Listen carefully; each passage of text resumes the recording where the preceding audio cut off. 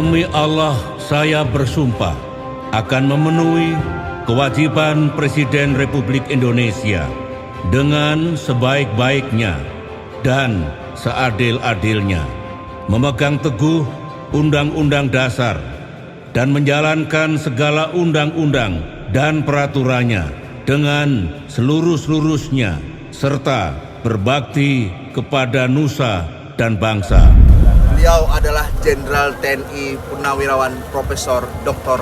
Haji Susilo Bambang Yudhoyono. Lahir di Pacitan, Jawa Timur pada tanggal 9 September 1949. Beliau adalah Presiden ke-6 Republik Indonesia yang menjabat sejak 20 Oktober 2004 hingga 20 Oktober 2014. Beliau adalah Presiden pertama yang dipilih melalui jalur pemilu rakyat. Beliau adalah putra terbaik bangsa yang dalam kesempatan ini akan kami jadikan role model dalam nilai-nilai dasar PNS. Adapun 5 nilai yang terkandung dalam nilai dasar PNS. Pertama, akuntabilitas. 2, nasionalisme. 3, etika publik. 4, komitmen mutu dan anti korupsi. Kita lihat kelima nilai ini pada diri Bapak Susilo Bambang Yudhoyono.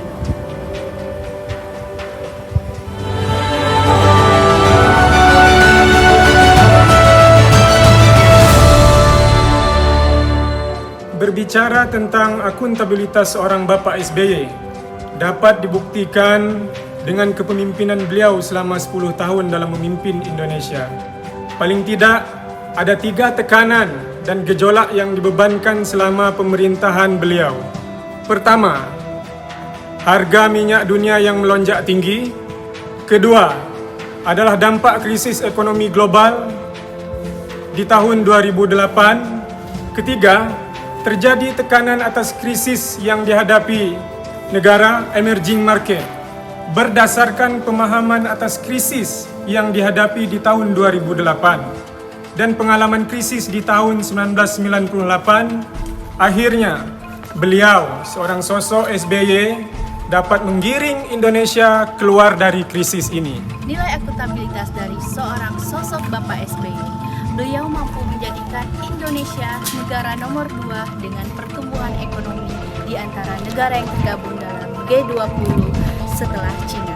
Tidak hanya itu, di awal pemerintahan SBY tahun 2004, sejarah mencatat fiskal APBN dan ekonomi Indonesia bisa diselamatkan dari krisis harga minyak dunia dengan menaikkan harga BBM saat itu hampir 190%. Program ini memang tidak populis dan menjadi bahan gorengan bagi lawan politik SBY.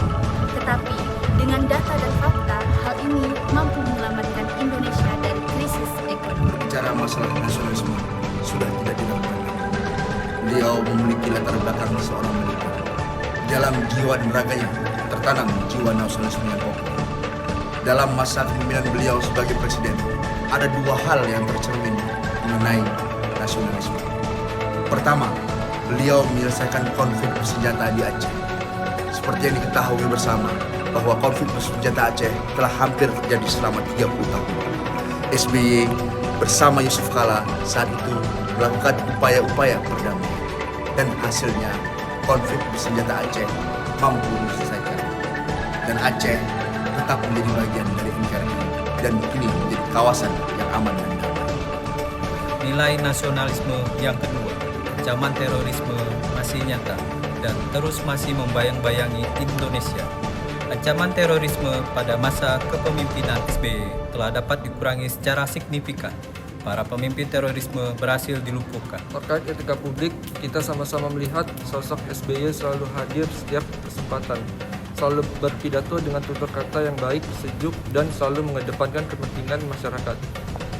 Beliau selalu datang dan hadir di tengah-tengah masyarakat yang sedang tertimpa musibah. Kebijakan beliau yang dianggap dalam krisis dan rehabilitasi bencana. Dapat kita lihat bahwa tidak sedikit bencana yang hadir selama 10 tahun kepemimpinan beliau sebagai presiden. Tapi beliau mampu melewati krisis itu, bahkan menyelesaikan rehabilitasi yang lokasi-lokasi yang terkena bencana. Untuk nilai etika publik yang kedua pada Bapak SBY yaitu Dalam masa awal pemerintahan SBY, Indonesia mengalami dua masalah dengan dunia internasional. Indonesia diembargo militer dan dituntut oleh pengadilan internasional atas pelanggaran HAM berat yang terjadi di Timur Timur. Dengan diplomasi yang cerdas dan efektif, di akhir tahun 2005, Amerika dan dunia barat lainnya mencabut embargo militer atas Indonesia. Sejak itu, Indonesia bebas menggunakan dan mengembangkan alutsista untuk keutuhan wilayah NKRI. Untuk menyelesaikan permasalahan di atas, SBY menggunakan pendekatan yang tepat dan persahabatan. Awal pemerintahan SBY, Indonesia tersandera oleh hutang IMF yang diwariskan oleh pemerintahan sebelumnya. Hal ini membuat ekonomi Indonesia tidak leluasa dan seakan-akan pula merendahkan harga diri bangsa. Dengan tindakan cermat dan teliti serta inovasi yang dilakukan secara efektif dan efisien, pemerintahan SBY mampu melunasi hutang IMF pada tahun 2006, 4 tahun lebih cepat dari waktu yang ditentukan. Hal ini mencerminkan nilai komitmen mutu pada masa pemerintahan. Dalam 10 tahun pemerintahan SBY mampu menciptakan program-program pro rakyat, di antaranya bantuan operasional sekolah, beras subsidi untuk rumah tangga, program keluarga harapan, jaminan kesehatan nasional, bantuan untuk penyandang disabilitas, bantuan untuk lanjut usia, program rumah swadaya, program nasional pemberdayaan masyarakat, kredit usaha rakyat, program listrik murah dan hemat, peningkatan kehidupan nelayan, badan penyelenggara jaminan sosial. Program-program pro rakyat ini mendapat porsi-porsi yang besar dalam APBN, namun tetap dalam batas yang proporsional. Itulah komitmen yang ada dalam diri Bapak SBY. Dalam 10 tahun masa kepemimpinan SBY serius dalam memberantas kejahatan korupsi. Membiarkan KPK bekerja secara independen tanpa adanya intervensi sedikit. SBY secara terbuka mengatakan akan mendukung KPK secara penuh.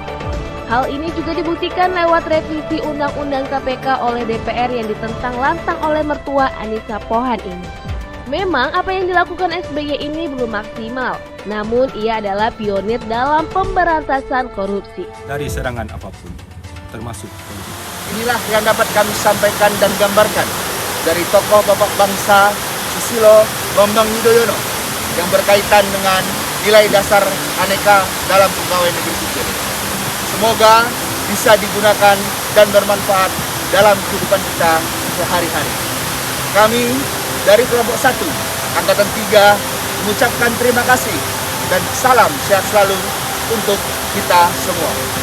Aneka, akuntabilitas, Nasionalisme, etika publik, komitmen mutu, Anti korupsi.